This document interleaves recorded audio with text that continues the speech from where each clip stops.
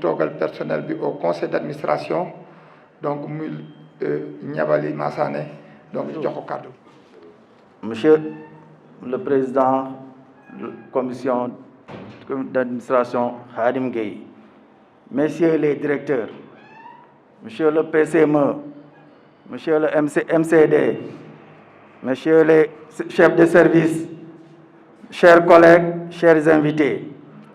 permettez-moi tout d'abord de saluer l'initiative du comité d'organisation.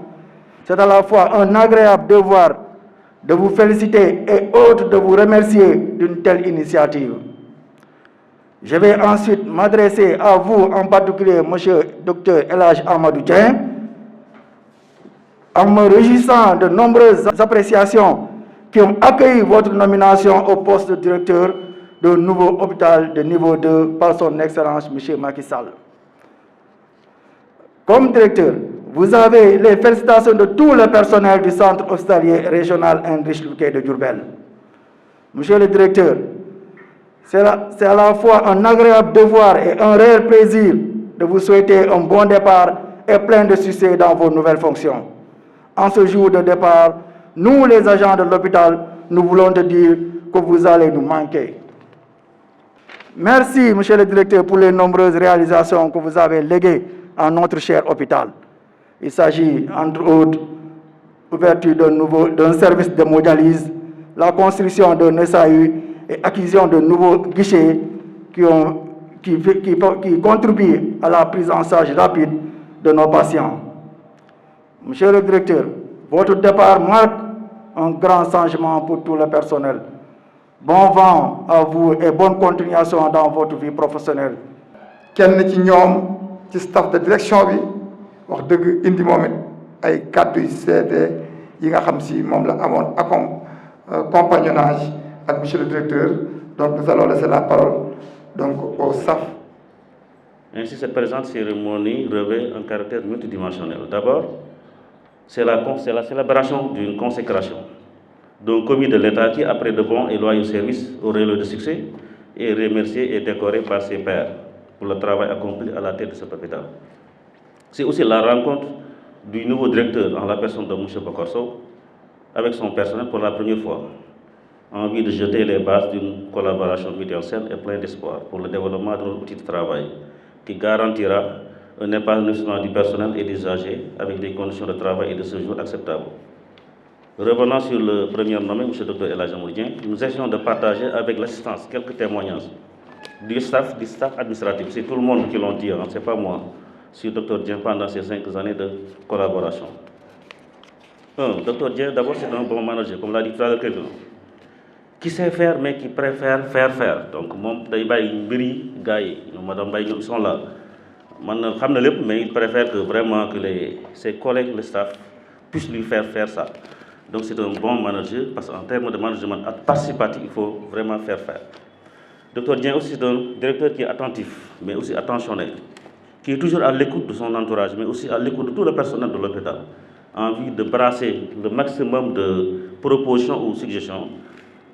allant dans le sens même d'améliorer les performances de cet hôpital. Donc vraiment, c'est un homme d'écoute, qui est à l'écoute de ses administrés. Dr Dieng aussi, une fois, c'est un homme aussi qui est courtois, comme l'a dit tout à l'heure. Il est toujours souriant, il est toujours calme, il est toujours serein, quelles que soient les difficultés. Donc voilà, c'est quelqu'un qui est vraiment serein. Ça nous a marqué. Je parle sous le contrôle du staff administratif. C'est quelqu'un aussi qui est relationnel, qui sait entretenir les amitiés. Parce que nous savons que relation. Non, c'est quelqu'un qui est vraiment exceptionnel. Parce qu'avec toutes les catégories socio-professionnelles, c'est aussi un gestionnaire stratégique. Parce que le ministère lui a renouvelé cette confiance en le nommant à la tête donc, du centre hospitalier régional de Kédougou. C'est parce que nous avons donc il y a des enjeux et attentes à l'endroit de la tutelle, mais aussi il y a des enjeux et attentes à l'endroit des populations du Sénégal oriental. Parce que l'hôpital Boubès, ce n'est pas donné à n'importe qui. Parce que les poules faut baisse, les poules faut le ramener en termes de conception et de manuel et de quelque chose de nouveau, il va permettre à l'hôpital de moucher. Je pense que donc fait que ramener comme expérience là. Donc quand on a une preuve à Diourbel, ñu am sañ-sañ loolu le ministère am xalaat ou bien am orientation ba nommé ko à la tête de ce nouvel hôpital. si fi may jeexalee moo si docteur Dieng c'est un bon capitaine qui est ambitieux gars docteur Mbow wax na ko léegi parce que fii bañ fi doog a ñëw man fi ma fekk en 2015 mais fii y avait beaucoup de problèmes mais je me rappelle en 2016 quelques mois après son installation par le gouverneur si le réceptionné benn don bu plus de 300 millions moi je me rappelle directeur le gouverneur Mamadou Moustapha Ndaw terme yi mu utilisé sax moi c'est quelqu'un qui a la baraka je me rappelle keroog cérémonie bi defoon si cour bi nee ko yow da nga am chance parce que da nga ñëw ñu nommé la quelques mois après il y a l'ex-ambassadeur du Sénégal en France donc son excellence Bassirou Sène ñëw indi fi benn conteneur boo xam ne plus une ambulance Renault boo xam ne bi ñu ko estimé ëpp na 300 millions ñu tegaat si quelques mois en 2017 aussi ñu réceptionné benn ambulance Ford boo xam ne benn doomu Diourbel un certain Moustapha Seck moo na ko may fii ambulance Ford bu bees donc chauffeur yi war na mën na ma témoigne boo xam ne aussi moom dafay lëjle parce que nit li ma naan def moom nit wax kii la quoi c'est un vrai neuf quoi moom dafa xarañ si 2018-2019 aussi il y a l'ONG Arial boo xam ne aussi c'est l'ancienne pharmacienne docteur Abi Diop Diarra bi mu ko joxee le tuyau là ñu ngi basé en Italie si la leen lëjëlee ban indi fi 2 conteneurs yoo xam de 20 pieds avec des matelas plus encore une ambulance Mercedes kon ambulance yi des fois boobu mooy deuxième ambulance bi ñëw mu ñëw après Renault bi Ford bi ak Mercedes boobu mooy 3e ambulance boo xam ne ñëw na sous son magistère mais teewul il y avait cette convention qui était là avec l'ONG Horizon Sahel boo xam ne moom dafa ñëw gën ko redynamiser et cette ONG nous a permis d'avoir aussi beaucoup de conteneurs yoo xam ne fii du ngeen xoolee li fi nekk si ay lits yoo xam dañ koo change parce que lii fi nekkoon ça datait de Mathusalem tax na aussi ñu changé lal yi appareils médicaux yi au niveau du bloc yoo xam dafa manqué woon ñu xaw leen un peu renouveler extra mais loolu taxul mu yem foofu il y a notre président Khadim qui est là mais teewul moom à chaque fois que le conseil d'administration ou bien le conseil départemental voté son budget dañ koy invité si la demoon nag di wax di plaidoyer ba nga xam ne si lañ équipé le nouveau service d'ophtalmologie à hauteur de plus de 20 millions parce que fii danoo xamoon na ophtalmologie demoon na ba fermé parce que y avait pas de matériel il y a pas d'équipement yàlla def Khadim avec son ouverture ñu def fa ba ñu def tout pour que ce nouveau service là soit ouvert et puis ñu def fa benn donation de plus de 20 millions en termes d'équipement d'ophtalmologie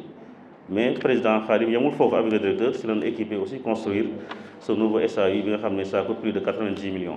bien aussi bi mu ñëwee en 2015 quelques mois après aussi si magistère am fexe nañ ba régulariser plus de 59 personnes donc je parle sous le contrôle de monsieur Niabali personnel bi ñoom Matar ñu ngi fi xaw nañoo yëngatu parce que li doon seen préoccupation majeure mooy que conditions de travail des agents soient vraiment améliorées si lañ régulariser plus de 59 personnes mais du loolu lépp jàllee c'est la demande en condition de directeur de l'université Cheikh Anta Alioune Diop de Bambey avec le professeur Lamine Gueye ñu signé benn convention hôpital universitaire en 2018 si nous permettre ñu envoyer nous 2 universitaires qui sont là plus à chaque début d'année l'imprégnation des stages d'imprégnation yi ñu envoyé ay étudiants mais stagiaires yi fi ñëw pour des stages paramédicaux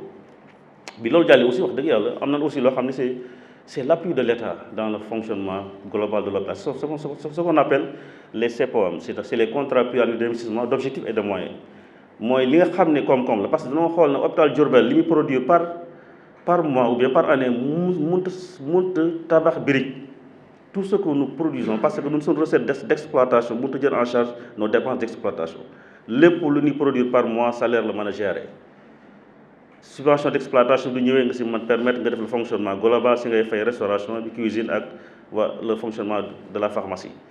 kon bi CPOM bi ñëwee si leen commencé tabax pédiatrie bi seen commencé renouveler le matériel médical si leen mën a commencé def guichet yi ak leneen loo xam ne tey moo changé xar kanamu hôpital bi te loolu lépp moom bi mu ñëwee aussi keroog bi ñu demee si restitution bi passé le 16 jour boobu sa défense si leen def mouvement général des directeurs keroog dañ ko féliciter au niveau de la DEPS parce que nag wax dëgg yàlla fu ñu la joxe xaalis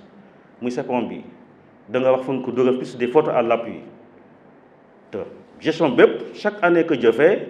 mission d'inspection yi dañ fiy ñëw IGE dafay def rapport am na directeur yoo xam jaar nañ fi ba jàll seen rapport yaa ngi fi yoo xam ne mi ngi stable am loolu xañ na mënu koo wax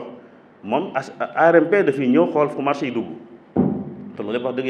yàlla def na ba tey liiragu leen si benn journée à travers la presse ñun hôpital Louga bi joxe na fa benn DRP xam wala marché boo xam ne jaarul yoon donc yàlla may na si yoon loo xam ne moom day koy si jur ba rek nga gis commission des marchés boo xam ne cellule de passation bi da koy fekkee partenaires sociaux da nga leen booy dépôt yi da nga leen si boole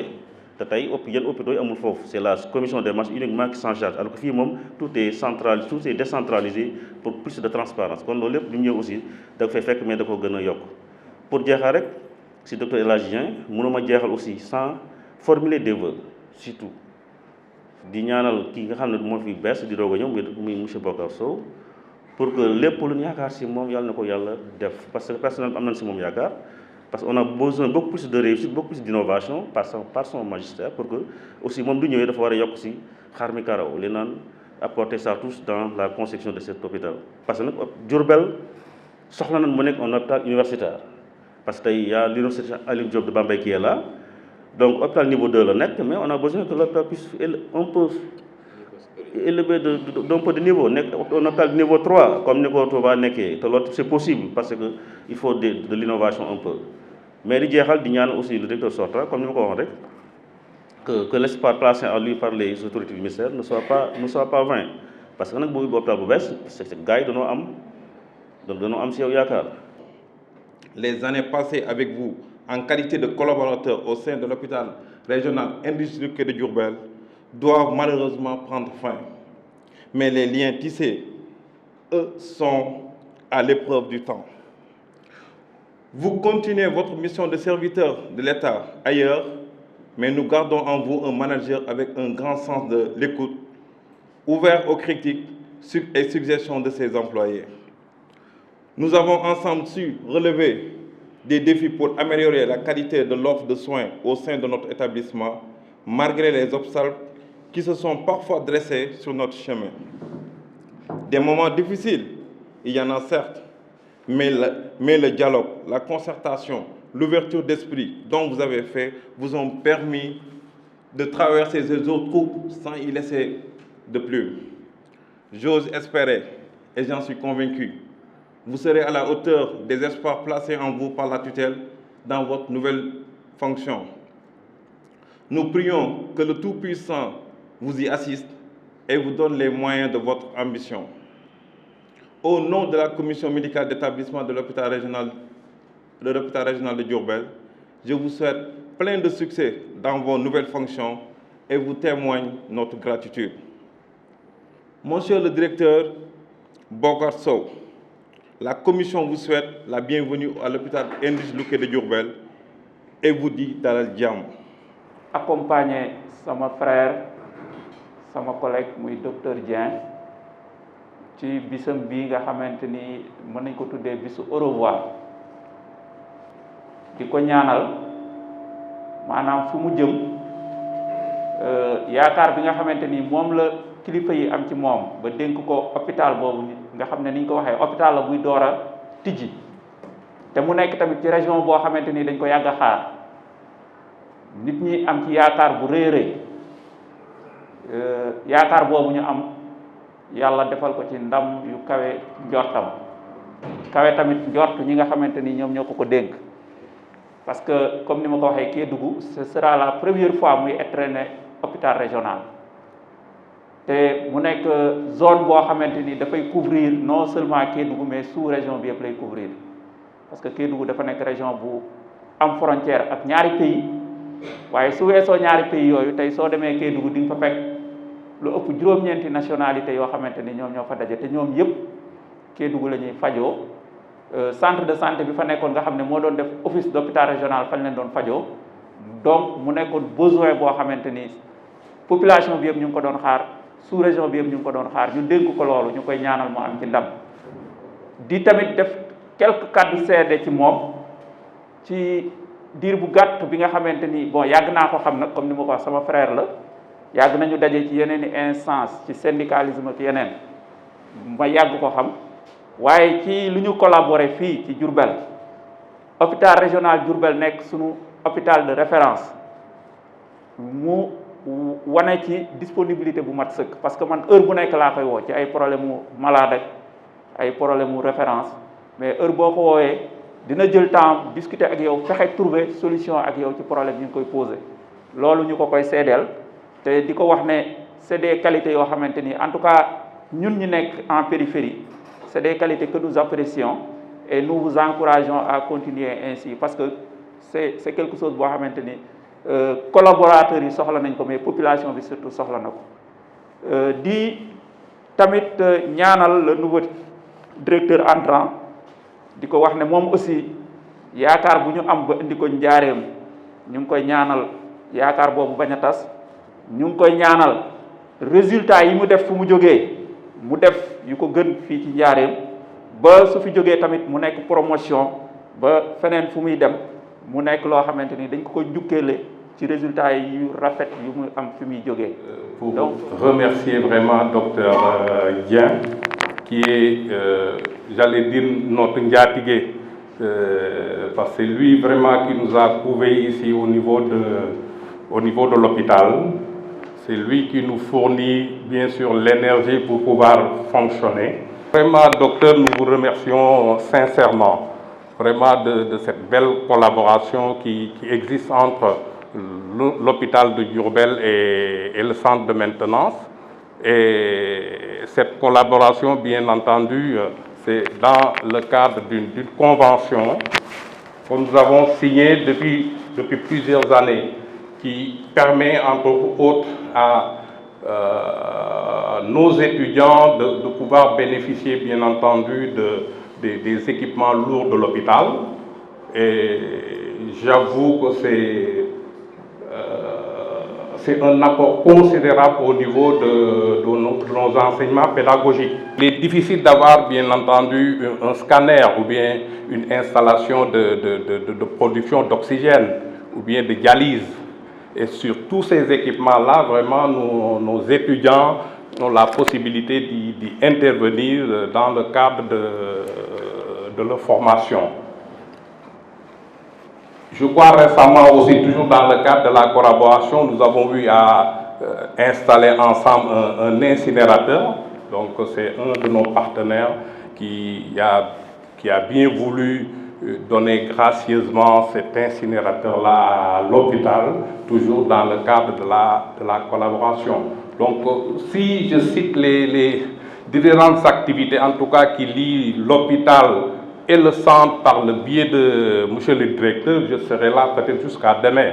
Même dans le cadre du projet de renforcement des capacités en maintenance hospitalière, il a eu à bénéficier d'une bourse.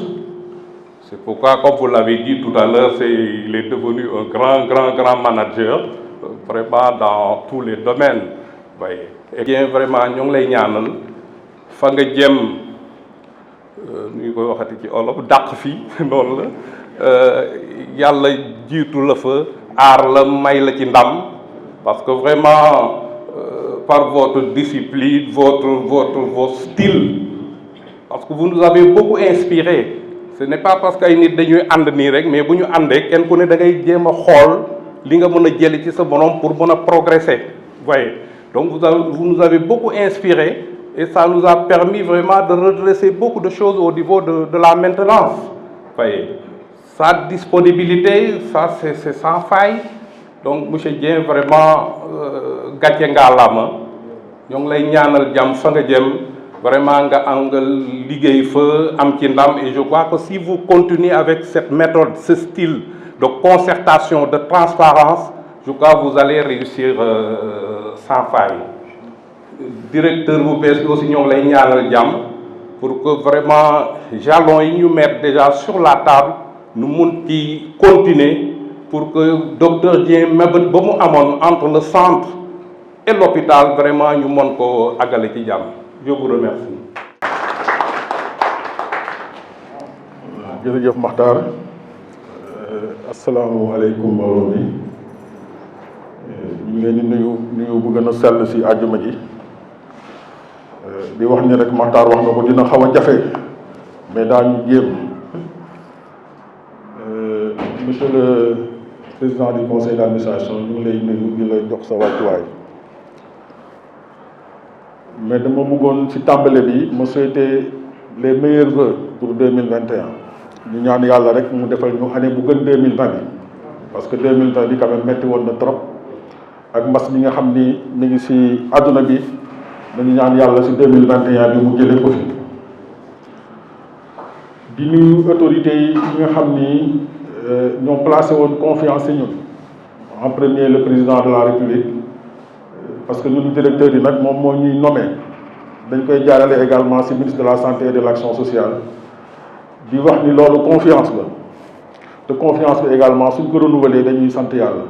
ça veut dire que ñi nga xam ne ñoom la ñu teg ci bopp réew mi ñuy jiite ñu ngi dolli confiance boo xam ne ñu ngi koy mérité yàlla buñ leen rusloo yàlla buñ leen defal gàcce yàlla ñu yàlla may ndam ak doole ak kattan bi nga xam ni li ñu dénk daañ ko mën di wéyal te li ñu dénk nag dafa nekk loo xam ni dafa jëm ci askan wi dafa jëm ci population yi mu nekk mbiru wér-gu-yaram boo xam ni xëy na buñ nee Diourbel tane na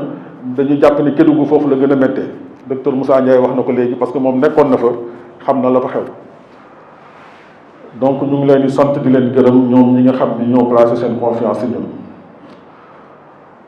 président Khadim Gueye man xaw ma naka laa lay sante xaw ma naa lay gërëmee bu ñu dëggee réalisation yi dañ naan directeur la mais en réalité loxo conseil départemental yi mi ngi ci et je pense que loxo Khadim Gueye également mi ngi ci bëri nañ loo xam ne def nañ ko ci hôpital bi loo xam ne ci loxoom la jaar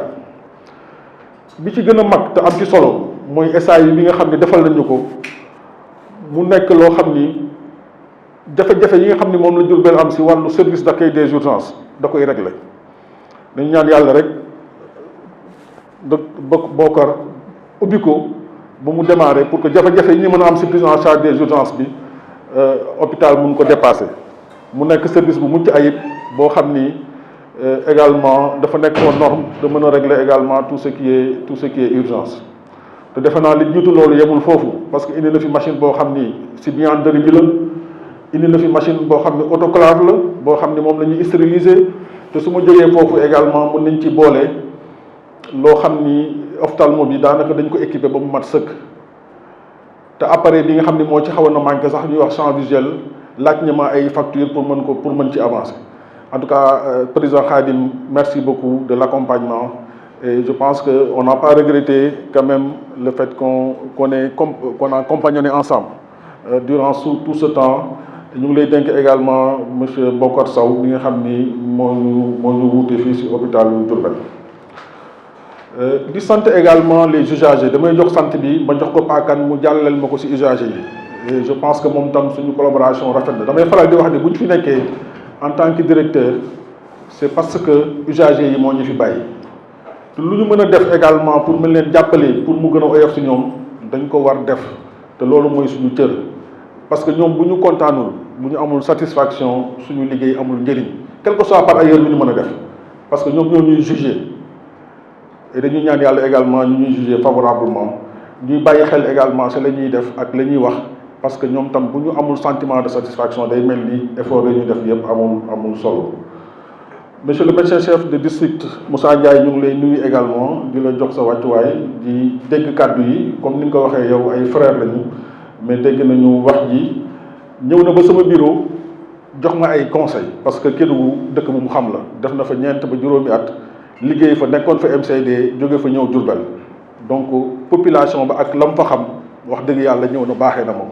te loolu générosité bu weesoo collaboration bi nga xam ne amoon nañ ko bi mu nekkee fii en tant que MCD ñun tam ñu nekk en tant que directeur. Monsieur le président de la commission médicale d'établissement également ñu ngi lay gërëm di rafetlu également kàddu yi nga xam ni moom nga fi yëkkati di wax ni également dans un hôpital le pilier c'est la commission médicale d'établissement parce que ñoom ñooy joxe direction médicale bi nga xam ne moom la hôpital bi war a jël te loolu également ñu ngi koy dox ñu ngi koy liggéey dañu ñaan yàlla également mu kàttanal leen on a été très content de l'accompagnement et du travail qui a été accompli dañuy ñaan rek mu gën a jëm kanam pour que également direction bi gën a leer organisation médicale bi gën a leer loolu également dina yombal liggéey bi. Monsieur le représentant du personnel damay jël sama nuyoo ma jox la ko et puis sama sant ak sama gërëm nga joxal ma ko personnel bi yëpp xëy na su may nekk di lim dinaa juum mais jàpp naa ni en tout cas kontaan naa ci personnelu hôpital régional de Diourbel ci collaboration bi ma am ak ñoom ci juróomi at yi nga xam ne yàlla teg na ma ci bopp bi dinaa ko jël également teg ko ci docteur Mbow bi nga xam ni moo représenté syndicat yi tey moom tam mu jotaleel ma sama sant ak sama nuyoo si ñi nga xam ne ñëpp ñoo yore syndicat yi te suñu collaboration également mu nekkoon une collaboration franche dina am ay jamono ak syndicat yi mu xaw a metti mais bu ñu waxtaanee jubóo tout en sachant que chacun d'entre nous est animé de bonne foi li ñu bëgg rek mooy doxal ba mu jëm kanam et je pense que loolu mooy njëriñu hôpital bi. Madame la présidente de l'amicale moom dafa nekk nit koo xam ne yàlla moo ñu boole wax na ko ci ay kàddoom mais vraiment moom tam dañ koy remercier li mu fi wax da ko tibbee ci xolam mais c'est parce que yàlla également mooy indi jaxasoo hôpital nag mënoo xaritoog ñëpp mais dafa am ñoo xam ne dañuy nekk sa xarit loolu yàllaa koy dogal mais moom ci xarit yi la bokk wax dëgg yàlla mën nañ ko affirmer que sama xarit la te da koy dox di ko jëfee di ko wax loolu également loolu la yàlla dogal mais en tout cas madame Mangate merci beaucoup. Merci également sur la façon ni nga porté amicale bi ba yàlla defal la ci ndam defal la ci ay résultats di nuyu également sama collaborateurs yi nga xam ni tous les staff administratifs yi nga xam ni également ils ont été à mes côtés pour mën a liggéey bi en tout cas amul kenn koo xam ni en tout cas sur le plan travail am naa si loo xam ni maa ngi la koy reprocher si wàllu ñàkk engagement wala yu mel ils ont été tous engagés et déterminés en tout cas pour accompagner les directeurs pour une mission commune celle de faire progresser cet hôpital-là donc merci beaucoup damay jël kaddu gi teg ko ci bagu bi nga xam ne moo jëloon kaddu delloo ko nuyoo bi pour que tous les collaborateurs social ak communication DRH CG madame Mbaye yéen ñëpp ma dugal leen ci biir ak les comptables matières ak yooyu en tout cas kontaan naa trop ci collaboration bi nga xam ne ngeen ñu accompagner et je sais que vous allez faire la même chose ak Matar pour Bokar Sow bi nga xam ni moom moo parce que c'est un engagement loyal pas envers le directeur systématiquement mais envers l'hôpital. Monsieur le Président damay nuyu également les secrétaires assistants de direction boobu damay jël nuyoo bi ak gërëm bi jox ko sama secrétaire particulière Mame Diarra je pense que elle est l'exemple quand même d'une secrétaire de direction. Et au-delà d'elle, tous les autres secrétaires également, ils ont en tout cas fait le travail nécessaire. Docteur Bokar, je vais vous présenter léegi, mais vraiment c'est votre premier collaborateur boo xam ni dañ la koy dénk pour que moom tam nga mën ko jàppale et je pense que bu nekk jàppale la parce que liggéeyam xam na ko kenn du ko jàngal en termes de compétences amul dara lu ñu koy reprocher. Mais di nuyu également les amis de Louké dañu déplacé wu spécialement toog fii pour sargal bés bi te loolu dañ ciy kontaan. dañu amoon benn vision communautaire boo xam ni moom lañ doon développé dañ ne hôpital dëgg la administration la mais su ko communauté bi jàppalee également dina am solo loolu ñu ne à travers sëñ Mahfous Mbacké ñu ngi koy nuyu dafa jàpp am ay collaborateurs turcs yu ñëw am fi ay projets yu am solo si dëkk bi foofu la dem loolu moo tax mënta ñëw mais déggante nañ ci moo tax mu yabal Cheikh ñu ngi lay sant di la gërëm soxna Bousso Ganila ak Pape Maroon pour que ñoom ñett ñu ñëw représenter association bi et liñ ci nam rek mooy mu nekk benn association boo xam ni dafay jege hôpital bi di ko jàppale sur beaucoup de choses faciliter relation clientèle bi ak hôpital bi mais faciliter également les autres ressources de moyens yoo xam ni association yi mën na ko mobiliser et mettre ko au service de l'hôpital et je pense que loolu également lu am solo la di sant également sama dëkkandoo Saliou Dione mooy directeur de l'école de maintenance je pense que moom tam suñu collaboration rafet na diggante bi ñu fi nekkee yëpp su ma demee Japon def fa 45 jours yàlla ak moom moo tax si loxoom la ko jaarale bu ñu amee incinérateur bu ñuy teg nii ñu ne dañ koy inaugurer ba japonais ñëw indi ko si loxoom la jaar loolu également lu jar a xam la ñaari action yooyu yëpp dañu dem ba ci moom ñu wax ko mu jàpp seen loxo ñëw ba ci man toog ñu ne lii ak lii moo am et je pense que bi may dem Japon sax xawoon na am ñagas-ñagas mais moom moo ci def droit de veto mais directeur hôpital Diourbel mooy dem te loolu defal nañu ko ñu ko ci sant di ko gërëm ci loolu en tout cas te école de maintenance am na en tout cas jeexital ci hôpital bi ak njëriñ bi nga xam ne moom la ñu amoon et on félicite également sur toute la formation que vous êtes en train de faire yàlla nag mooy dogal bi ñu fi ñëw en juillet 2015 le 29 juillet jàppoon nañu bés bi dina ñëw kenn mënu ci dara bu subaa tey mooy bésu tàggatoo bi bu subaa également fukki dugub ba ñu dem daañu fa tàggoo demaat feneen loolu moom àdduna noonu lay doxee dañuy ñaan yàlla rek foo mën ci nekk yàlla defal dafa jàmm boo fay jógee également nga jóge fa ci jàmm et je pense que loolu moo ci am solo yàlla defal nañu wërsëg également xëy na loolu yàlla moo koy def ba nga xam ni diggante bi ñu fi nekk hôpital Diourbel am na ay réalisation yoo xam ne am nañ fi tudd nañ ko xëy na nu mu ci dellu si waat mais yàlla moo def bi ñu fi nekkee ñu am pédiatrie bu bees ñu am dialyse bu bees ñu am SAI bu bees ñu am centrale solaire bu bees ñu jënd plus de 150 millions d'équipements médicaux dugal ko si biir kër gi am activité yu bees yoo xam ne amu fi woon je me rappelle bi may ñëw 2015 daaw ñu woon daf sax def échographie chirurgie dentaire dañu fekk mu tëj loolu yëpp ay solution la yoo xam ni indi nañ ko fi pour que hôpital yi mën a jëm kanam bilan social bi également am na personnel yoo xam ne nekkoon nañu si situation bi xaw a précaire ñu permettre leen régularisation pour que ñu améliorer seen situation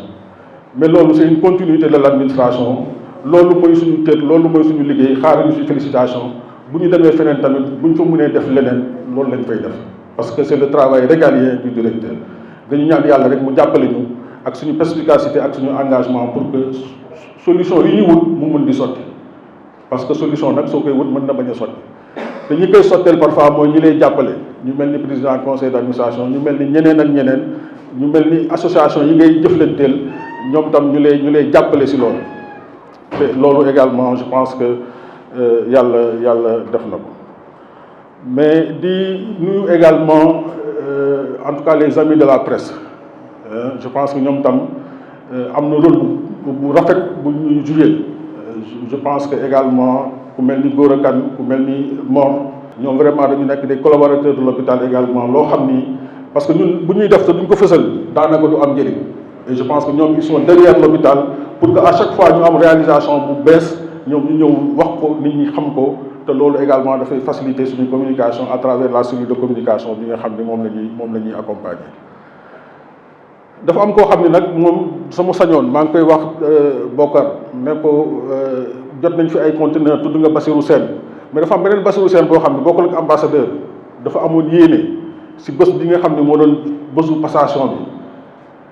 mu indi conteneur boo xam ni valeur bu 80 millions de francs CFA la boo xam ne daf ko waroon indi Diourbel mbiru port bi ak congestion bi am port moo tax ba léegi conteneur bi mënut a yegg si mais loolu également yéeneem la woon et vraiment dafa nekk nit koo xam ne également à travers l'ONG Horizon Sahel dañ ko sant di ko gërëm nekku fi mais bëgg nañu également loolu mu def ñu fësal ko parce que dafa nekk loo xam ni yéene bi ñu ci amoon dafa waroon nekk bés bi tey mu toog fi ak moom ak ay mbokkam ak ñu nekk Horizon Sahel pour que ñu mën a fêter conteneur boobu mu indi loolu également dama koy boole si waxtaan bi ñu xam ni noonu la yàlla nu mu ko bëggee woon demeewul noonu mais noonu la ko bëggee woon wax dëgg yàlla xëy na nag conteneur bi yegg si tey si guddi wala suba yàllaa xam mais bu ñëwee rek ñu jàpp ni yéene boobu la ci amoon monsieur Bokar Sow ñu ngi lay dalal c'est un ami également je pense que directeur yëpp xamante nañu on s'est fréquenté on se connaît xam nañu jikkoom mais mën nañ ko seedal jikko bu rafet li ngeen dégg si moom moo nekk si moom nekk na nit koo xam ni amul problème li ñuy wax rek mooy hôpital Diourbel la ngi nii sa hôpital Diourbel la sa njaboot la da nga leen koy dénk pour que li nga xam ne moom la ñu tàmbale woon ci liggéey bi ñu yeggali ko je pense que loolu lañ la mën a waxal te loolu amuñu ci xaar ma yàlla parce que xam nañ ni mën nga ko te ni nga ko def dañu ñaan yàlla jubóole leen ñoom ñu gën a mën a liggéey dans un climat social bi nga xam ne mooy apaisé parce que fu jàmm amul liggéey mënu fa am et je pense que docteur Bey wax na ko sànq il faut ñu lal waxtaan lal jubóo am ay consensus fort mën ci nekk mën a avancer mais soxlawul kii di xëcc fii kii di xëcc fële du amal njëriñ kenn te bu boobaa hôpital bi si boppam moo ci ñàkk personnel yi ñoo ci ñàkk te kenn du amal njëriñ et je pense que en tout cas sa hôpital lañu noonu ñu ngi lay naan nga dalal jàmm yàlla defal la fi jàmm defal la fi sutura defal la fi teraanga may la fi également succès ak réussite bi nga xam ne moom nga am Matam nga dirige ko également de main de fer depuis 7 ans yi nga xam ne yaa ngi fa c'est un manager hors pair il est très versé dans la réglementation moi je suis médecin malheureusement je suis très technique mais lui dans le côté réglementaire ak yooyu je pense que également il est hors pair de ce point de vue là et je pense qu'il saura manager l'hôpital de ce point de vue là. En tout cas ñu ngi lay dalal di la remercier di wax ni également ñu ngi lay sant di la gërëm. Matar wax ji du foofu la mën a yem mais c'était pour que li nekk sama xol yëpp su ma ko naree wax xam naa du fi jeex. Docteur Ndeye Arame ñu ngi lay sant yow également on a été collaborateur en tant que PCME et je pense que bëggoon naa lim ku nekk mais xam ne dina jafe mais pour dire juste que sama xol sedd na gis tax sama xol sedd mooy maa ngi fii ñëw naa fi en paix bi muy ñëw nag hôpital bi xaw na jafe mais fexe nañu ba mu am jàmm te bi ñu fi jógee également jàmm am na fi bu ñu sañoon également jàmm jooju sax fi sama portable sama relation ak yéen bëgguma muy dàkk su ma sañoon fu mu mën di nekk ci Sénégal ñuy déggante di jàppante di am laamisu parce que loolu mooy àdduna également je pense que loolu également dina may neex ma toog dégg Matar Ndiaye ma toog dégg madame Mbaye wala ma dégg docteur Mbow ñuy déggante ci jàmm je pense que loolu c'est une relation boo xam ni en tout cas su ma sañoon muy continuer di demee noonu te Kédougou dafa sori rek mais weesuwul Sénégal également ci biir Sénégal la rek donc di sant yàlla di gërëm suñu ñaari waajur ñi nga xam ni li ñu def ci ñun ba ñu toog fi tey ñoom ñoo ko ci def nekk ñu fi ñu ngi kër ga mais ñu ngi ñaanal mais je pense que suñu xol sedd na ci ñoom ci yar ak teggin bi ñu jox ba ñu yàlla jiital ñu tey di ñu mën a di wax ci kanamu nit ñi loolu également tawfeex la dañ leen ci sant di leen gërëm di wax ni rek àjjuma bi moo tax mais xëy na bu ñu sañoon dem nañu sax ba naan est-ce que jar na ñuy def cérémonie parce que ak contexte Covid bi daanaka dañ koy tere mais nag nit ñi nee nañ ma lii mënta ñàkk mais nañ ñu sant suñu borom rek xam ni nii la mënoon demee en tout cas maa ngi sant ñëpp di gërëm ñëpp di ñaanal ñëpp jàmm yàlla nañu yàlla defal jàmm Kédougou également bu ñu nekk yàlla defal ñu fa jàmm ñu continuer di déggante ci jàmm jërëjëf.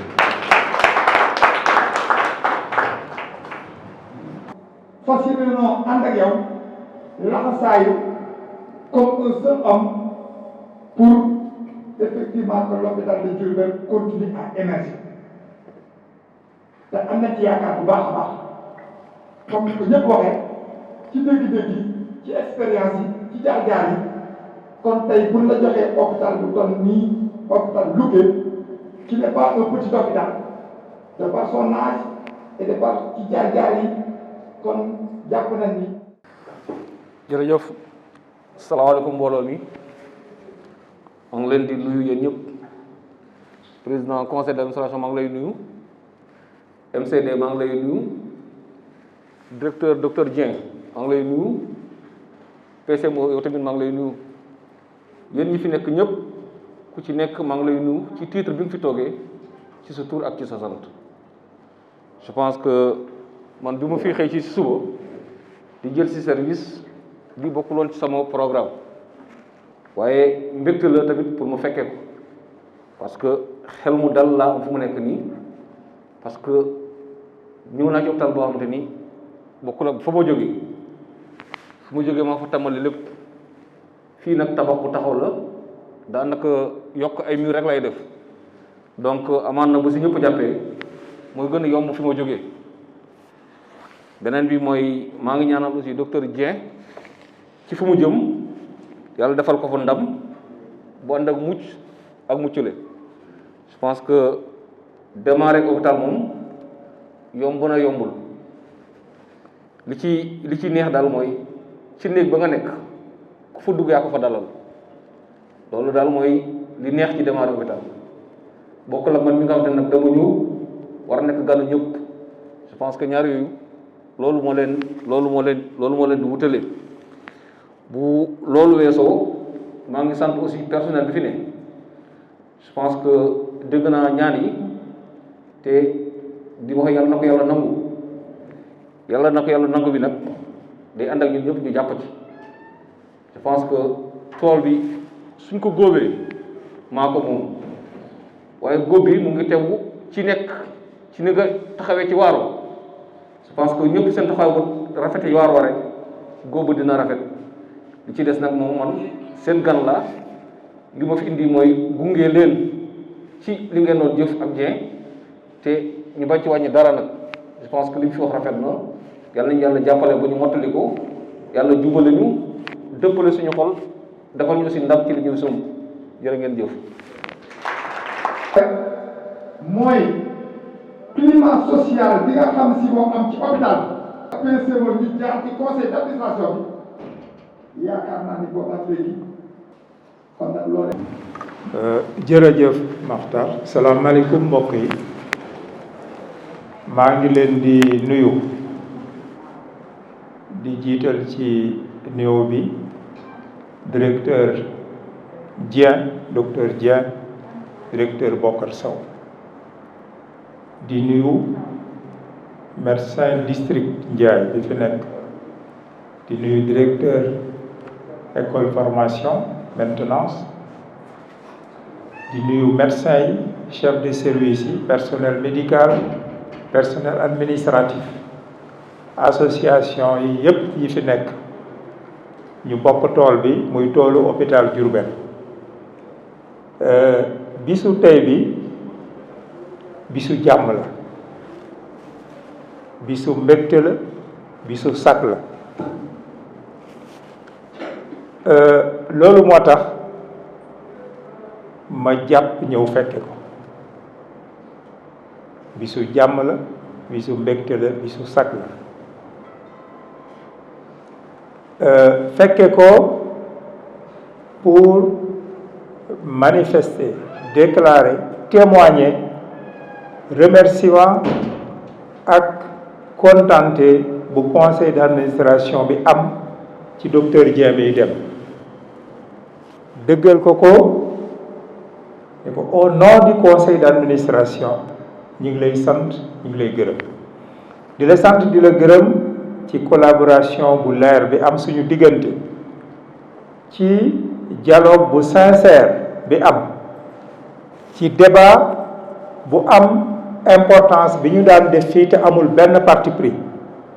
di ko def uniquement pour la nation et au nom des populations te lépp information bu conseil bi soxla nga joxe ko bépp rigueur bu doon séntu ci yow pour nga liggéey ci hôpital bi nga joxe ko bépp communication bu nit ñi soxla nga jege ko nga joxe ko donc loolu j'ai tenu à être présent au nom du conseil d'administration pour véritablement faire ce témoignage-là. Wante aussi, j'ai tenu à être présent pour rassurer le nouveau directeur, pour le rassurer et lui dire que le conseil d'administration sera totalement disponible, comme il l'a fait avec Dr Dieng, pour vous accompagner. J'ai tenu à vous rassurer, à vous dire que nous sommes là à vos côtés, pour vous accompagner, pour travailler avec vous dans l'intérêt des populations, pour vous accompagner dans la gestion de l'hôpital, pour vous accompagner dans la gestion du personnel de l'hôpital également. J'ai dit tout à l'heure que bisu sag la parce que yéen ñaar ñëpp ku si nekk da nga nekkoon directeur hôpital de très haut niveau liggéey fa ay at. Le chef de l'État renouveler la confiance joxaat leen des hôpitaux de haut niveau loolu sag la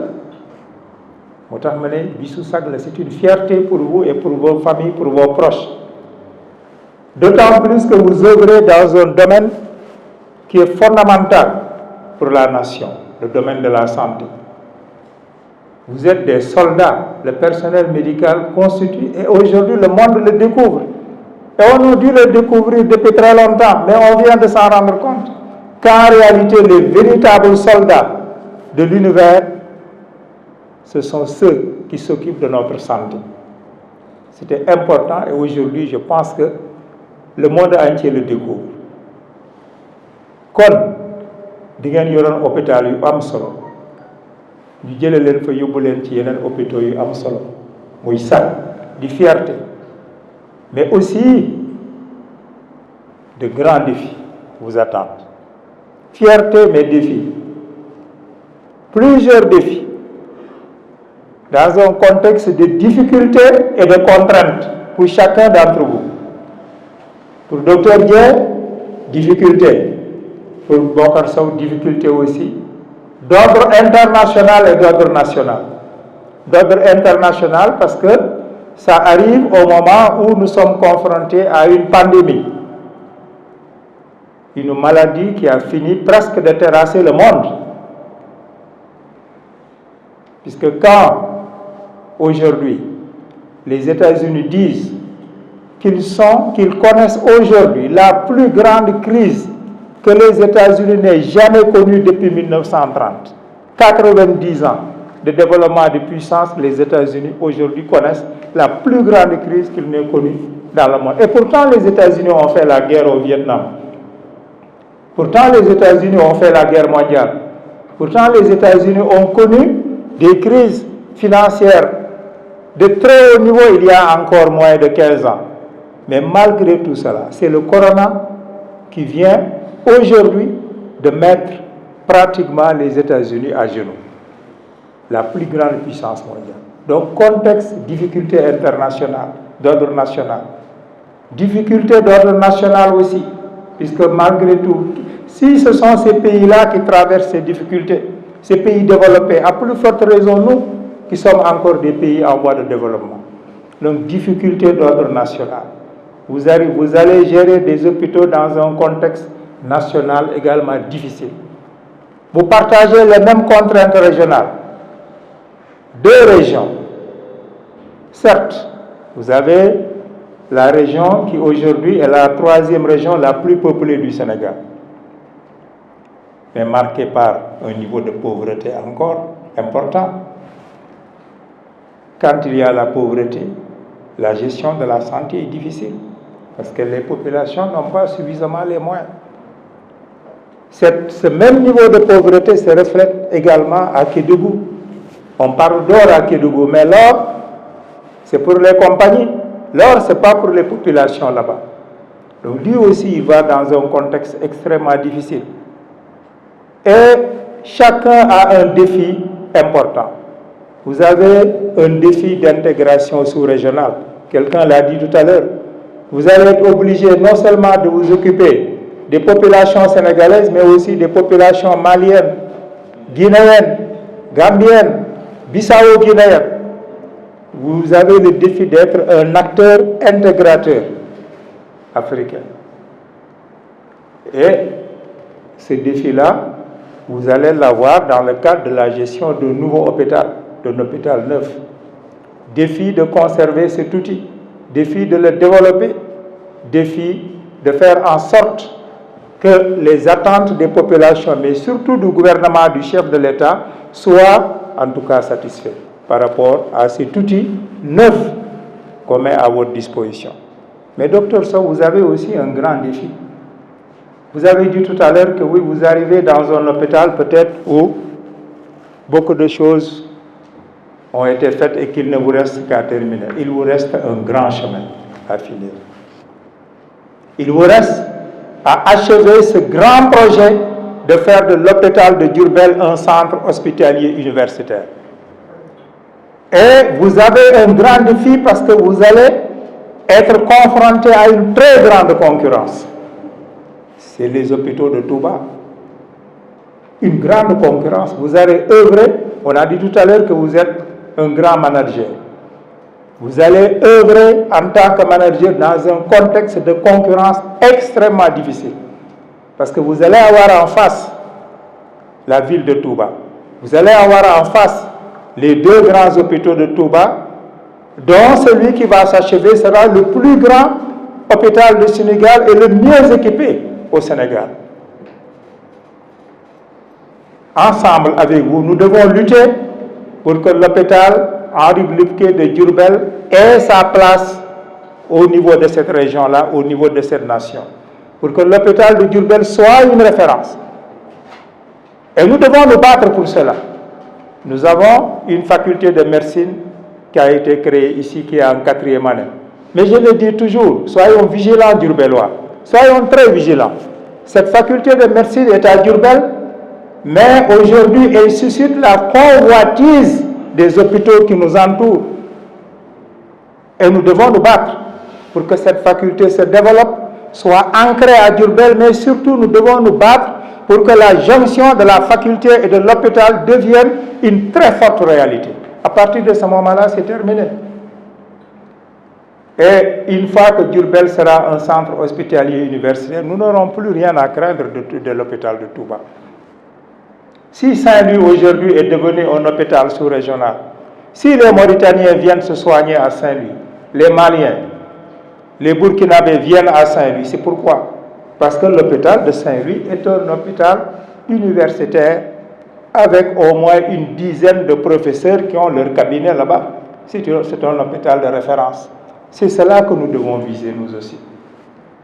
C'est le grand défi qui vous attend. C'est pourquoi je vous dis, vous avez encore du chemin à parcourir, mais nous serons à vos côtés pour parcourir ce chemin-là. Donc, en tout cas, je termine en vous encourageant, tous les deux, en vous disant, vous avez de grands défis. Le chef de l'État vous a fait confiance, mais nous savons aussi que vous avez les qualités et les valeurs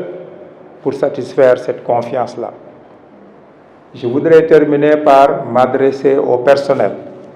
les encourager, les féliciter aussi, leur demander de continuer à servir cette population du Sénégal, population du Diourbel. Je le dis souvent, jàngale ak faj jaamu yàlla la. Ku nekk ci métier jàngale nekk ci métier faj del xool de ba waxtu woo yeewoo na nga jàpp ne li nga war a jiital mooy ci jaamu yàlla nga nekk. Boo jaamu yàlla nag da nga war a am ay comportement ay qualité ay valeur muñ dimbalee xol bu yaatu mi ngi ci yéen continuer leen ko c'est extrêmement important. Nit ñi gën a am solo ci àddina bi ce sont ceux qui éduquent et ceux qui soignent. C'est important. Ku am chance bokk ci na nga jàpp ne yàlla dimbale la na nga góorgóorlu bu baax. Donc dénkaane bu ma leen di defar leen ngeen gën a góorgóorluwaat ci jaamu yàlla boobu bu baax a baax a baax bu leen ko defee yàlla moo leen di dimbale pour lu ngeen bëgg yëpp ngeen am ko aussi en retour. Donc vraiment je vous adresse mes meilleurs vœux d'une excellente année 2021 en vous remerciant de votre collaboration parce que la collaboration a été très bonne, Matar l'a dit. Bon, c'est normal qu'il y ait de temps en temps un peu de gymnastique, on en a connu un peu, mais c'est pas trop méchant. Bon, on s'en est toujours sorti et je crois que l'hôpital a été stable, performant et donc continuer ainsi. En tout cas, je remercie également le corps médical pour la qualité des soins qu'il prodigue, pour la performance de l'hôpital qui est aujourd'hui de plus en plus reconnu. On le voit dans les statistiques, parce que quand on fait des statistiques pour dire qu'on s'attend à tant de personnes qui seront consultées à l'hôpital, bon, on atteint toujours 90 voire 100 et quelques pourcents. Si on était à 50%, on aurait pu dire que les populations fuient l'hôpital. Mais ce n'est pas le cas, nous dépassons les objectifs qui sont arrêtés en début d'année. Et pourtant, c'est souvent des objectifs très ambitieux, mais vous arrivez à les dépasser. Donc là aussi, nous vous encourageons et vous félicitons. En tout cas, nous sommes sant ñëpp di gërëm ñëpp ñu ngi lay ñaanal fi nga jëm nga fekk fa jàmm am fa ndam bu baax a baax ñu ngi lay ñaanal fii nga fekk fi jàmm am fi ndam bu baax a baax ak sa population. En tout cas, vous êtes des frères, nous sommes des frères et des sœurs. Donc ensemble, continuons à travailler pour notre pays.